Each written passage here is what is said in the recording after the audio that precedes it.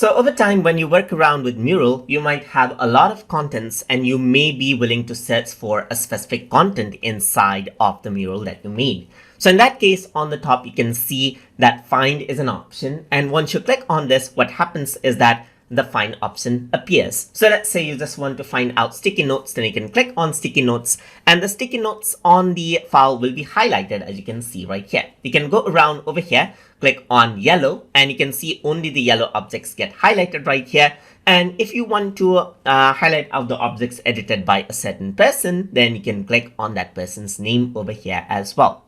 So you can go around over here, filter it out by color, or on the top, you can also search for for a word or a phrase. So let's say I'm going to go around and type in tube right here. So you can see everything else disappears right here. But as soon as I scroll out right here, you can see the object with the word tube gets highlighted right here, just like this. And you can also further filter it around. So let's say, for example, you want sticky note and yellow right here. With the word tube right here, it highlights this out, as you can see. That as soon as you erase it, you can see that I get all of the sticky notes with the color yellow in it. And you can see that they are highlighted right here, which makes it easy to actually go around and then search around for things. You can also use the forward and the back arrow to focus on the particular object that you see as well. So that is how you can find things inside of Mural project. So hope you guys learned something as always.